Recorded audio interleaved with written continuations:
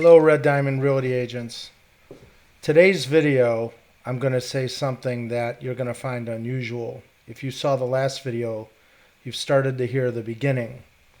I don't think that we should be buying houses right now. In fact, I think you should be selling houses right now as quickly as possible.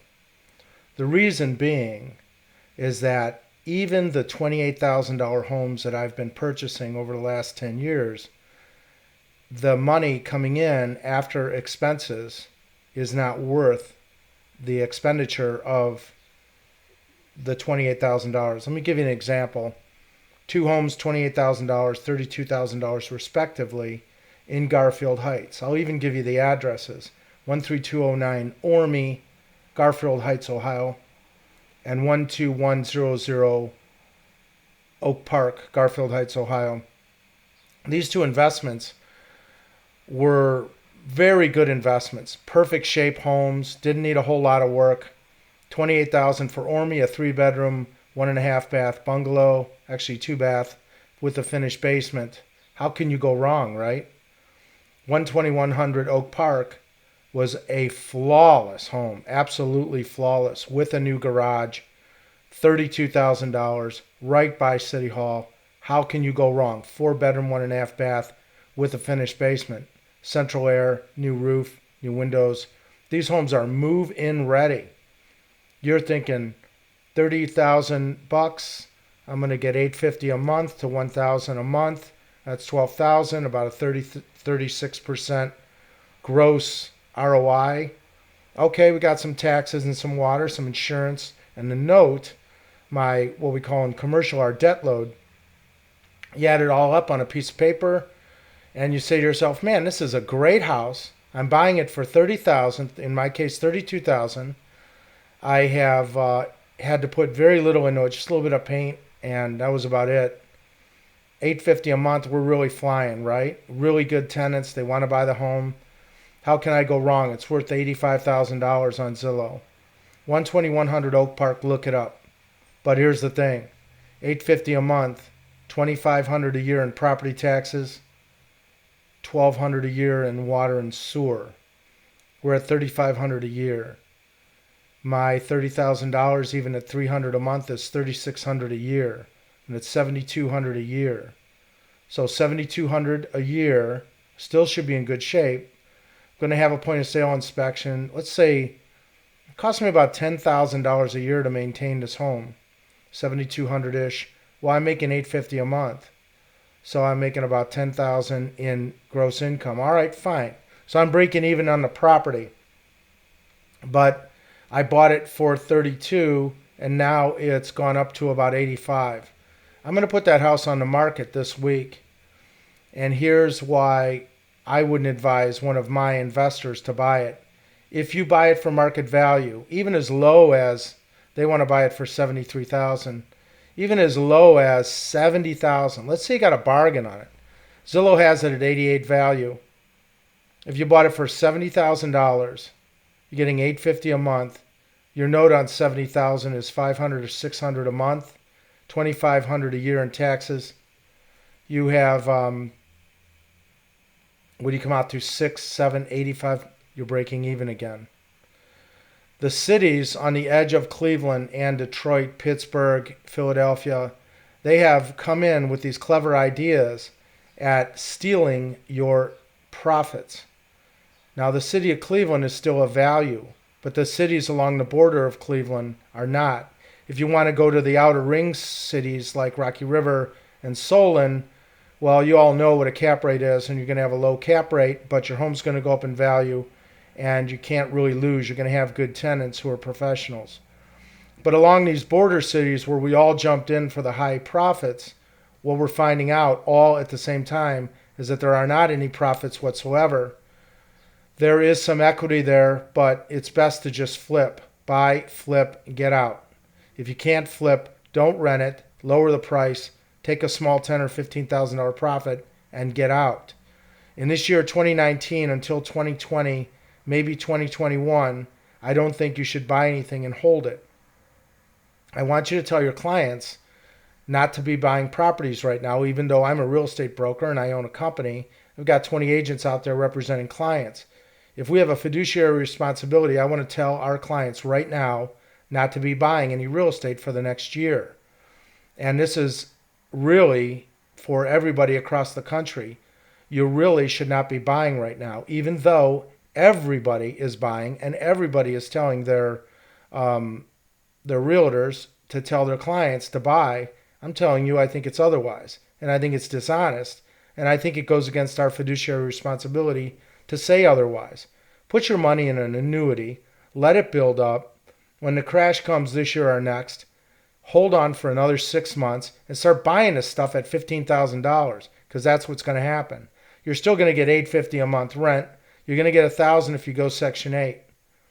That's where we should be at right now. That's what we should be thinking. Everybody's telling everybody to buy, and I'm telling you, they're just doing it for the commission. They're not doing it for yourself.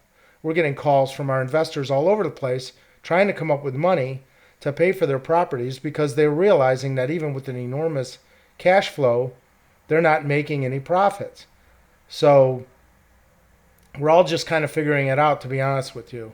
I don't know of anybody, and I know some really smart investors. I don't know of anybody who is actually crunched all the numbers to the point where they know it right off the top of their head. But we just know that the water, sewer, taxes, insurance, and mortgage, even on a home purchased at less than half its value, we're not getting anywhere. I want to tell you something else. If you look at cities like Shaker Heights, Ohio, I just saw a condominium sell for $9,000. This was, I believe, a 2,500 square foot flawless property. Why would somebody put that at $9,000? I'll tell you why. Because their mom died. She gave it to the kids. She probably paid $200 for it back when taxes and HOA fees were normal. Now taxes and HOA fees are insane. And so the kids inherited this beautiful property, and they started paying $1,500 a month in the HOA fee. And the taxes are about $500 a month if it's been adjusted down to the $30,000 sales price. But if it hasn't, and if the county decides it's worth $200,000, your kids are paying $1,500 in taxes and $1,500 for an HOA fee. That includes some of the things, but not taxes. $3,000 for this gift your mom left you for an empty property. Even if you sell it for $30,000, you really just, you paid the realtor. Your mom gave you a bomb. That's what we say in commercial real estate.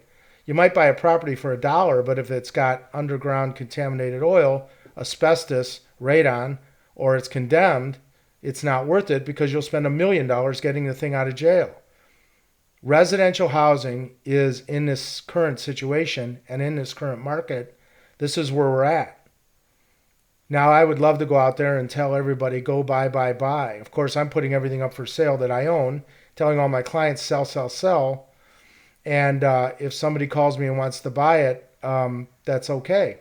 You know, it's not for me to tell them not to because I don't represent them. I represent my client and I represent myself. I'm telling you right now, I don't think you should be buying real estate. And if you own real estate, I think you should be selling. There's one exception. I'm going to give it to you right now. The one exception is this. I think that you should go Airbnb, and I'm going to tell you why. Because $850 a month turns into $2,400 a month, and if I could pull up my Airbnb account, I would show you that on one property I've made $27,000 so far this year. I'm making $2,000 or $3,000 or $4,000 a month off of my Airbnb properties. I have one property that is I purchased for $41, put about $15 into it. So I got about $55 something into it. It's making about $35,000 a year. Now, Airbnb does have its caveats. You're paying for cable, you're paying for Wi-Fi, you're paying for the lights and the gas, all right? Now, in Cleveland, we're actually making a killing right now because it's been a cool summer, maybe the coolest in history. So much for global warming. So the thing about it is this. The heat isn't on, but neither is the air. The utility bills are really low. The guests come. They pay 3 times normal rent. They don't stay the whole time. They leave, so the water and sewer is low. The guests come and they're from out of town, so they're not hanging around the home anyway. And so they're out touring Cleveland. They come back late at night or they're going to work and they leave in the morning. Water and sewer is low, utilities are low. I'm making a killing on the Airbnb properties. Okay, that's nice.